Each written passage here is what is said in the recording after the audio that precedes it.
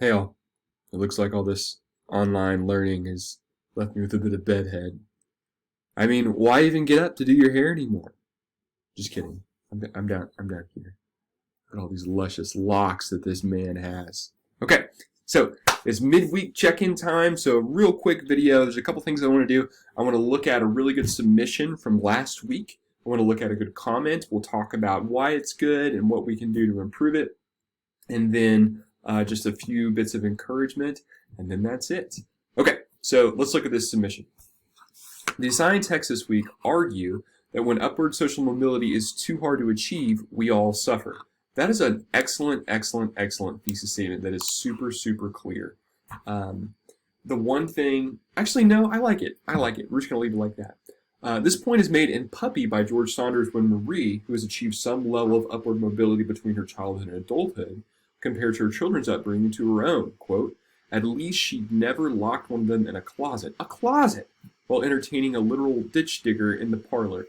And I love this use of quote embedding right here, because what they do really well is that they actually provide context. So we've got the name of the author, we've got the name of the story, we've got the character who says it, and then we get a little bit of context. Marie has achieved some level of upward mobility. That's great. It's giving us an idea as a reader of what's going on when the quote is being said. That's excellent evidence.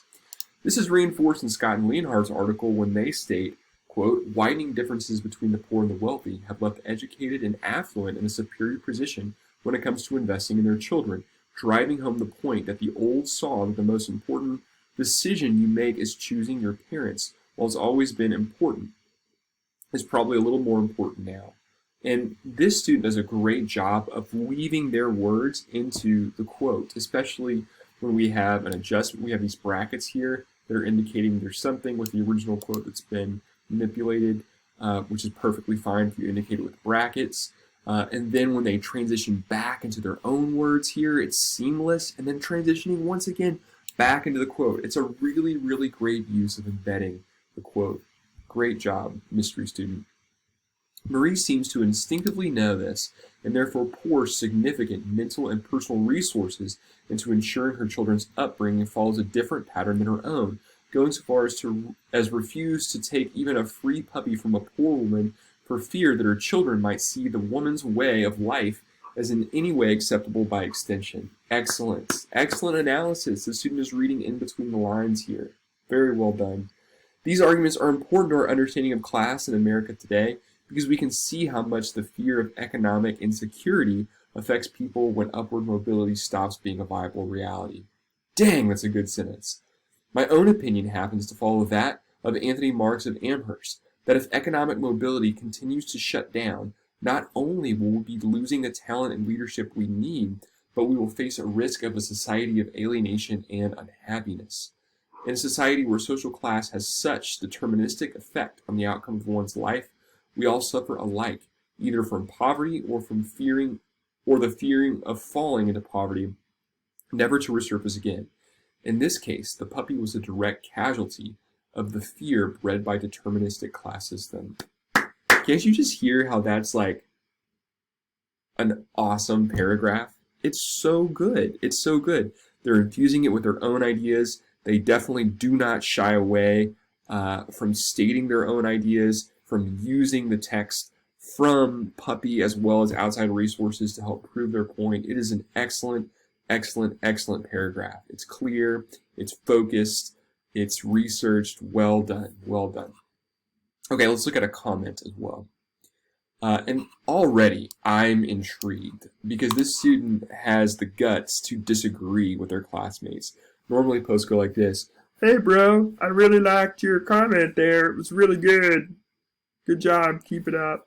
And essentially you said nothing, right? You've done nothing to challenge your peer to make them think more critically about what they've written.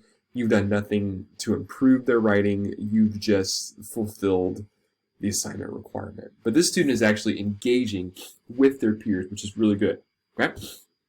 So I respectfully disagree with your argument that W.H. Auden's Unknown Citizen lost sight of his individuality on account of his social class. So really clear thesis statement coming right out of the gate saying, I disagree with this. I think the contradiction lies in the last two lines. Quote, was he free? Was he happy?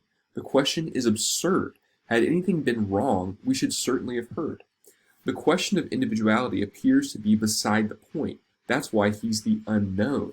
Here, I think the better conclusion is that he died unknown because his prosperity made him more or less complacent, which incidentally echoes the argument by Scott and Leonhardt in Shadowy Lines That Still Divide, that income inequality has risen greatly in the last 30 or so odd years, but that because most Americans have a bigger piece of the pie than their parents did, meaning absolute prosperity has massively increased due in part to advances in technology, they appear to accept the trade-offs. That complacency is what, in my opinion, causes one to die unknown. And that's awesome. And this is great because they're using text from W.H. Auden's poem, The Unknown Citizen, and they're even bringing back in text from the outside resources, and they're blending it all together perfectly with their own ideas. This is an excellent, excellent response.